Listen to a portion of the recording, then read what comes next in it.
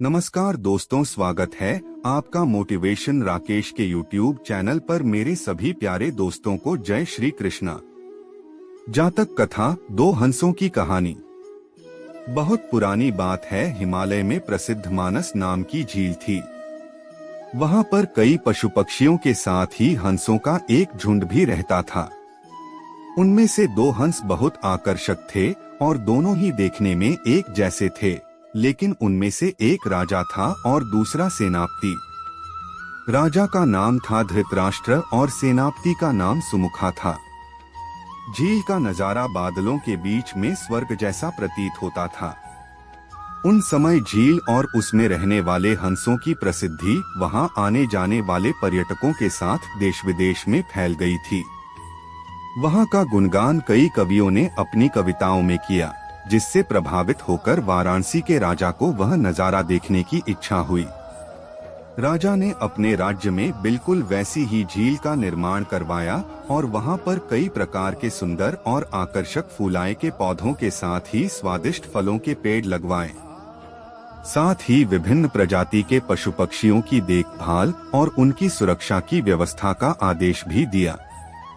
वाराणसी का यह सरोवर भी स्वर्ग जैसा सुंदर था, लेकिन राजा के मन में अभी उन दो हंसों को देखने की इच्छा थी जो मानस सरोवर में रहते थे। एक दिन मानस सरोवर के अन्य हंसों ने राजा के सामने वाराणसी के सरोवर जाने की इच्छा प्रकट की, लेकिन हंसाए का राजा समझदार था। वह जानता था कि अगर वो वहां गए तो राज उन्हें पकड़ लेगा।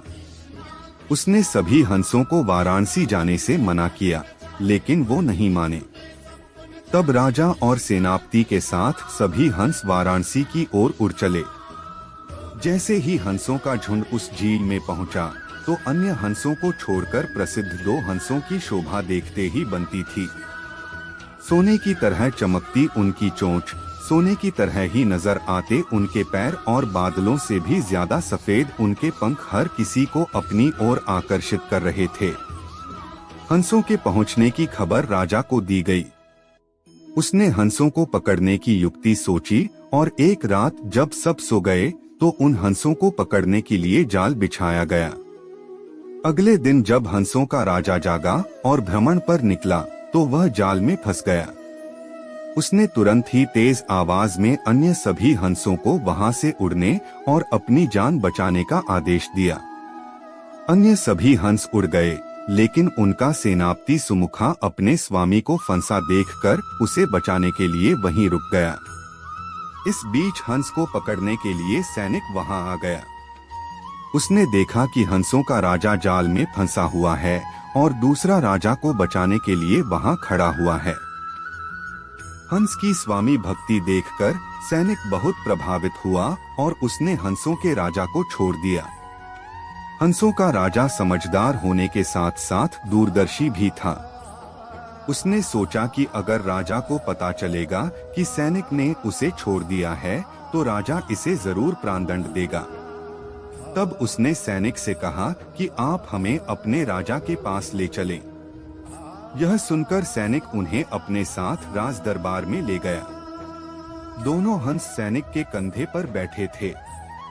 हंसों को सैनिक के कंधे पर बैठा देखकर हर कोई सोच में पड़ गया। जब राजा ने इस बात का रहस्य पूछा तो सैनिक ने सारी बात सच सच बता दी। सैनिक की बात सुनकर राजा के साथ ही सारा दरबार उनके साहस और सेनापति की स्वामी भक्ति पर हैरान रह गया और सभी के मन में उनके लिए प्रेम जाग उठा। राजा ने सैनिक को माफ कर दिया और दोनों हंसों को आदर के साथ कुछ और दिन ठहरने का निवेदन किया। हंस ने राजा का निवेदन स्वीकार किया और कुछ दिन वहां रुककर वापस मानस झील चले गए। कहानी से सीख, किसी भी परिस्थिति में हमें अपनों का साथ नहीं छोड़ना चाहिए। आपसे मेरी प्रार्थना है कि मुझे मोटिवेट करने के लिए वीडियो को लाइक करें, शेयर करें, सब्सक्राइब जरूर करें दोस्तों, और कमेंट में जय श्री राम जरूर लिखें।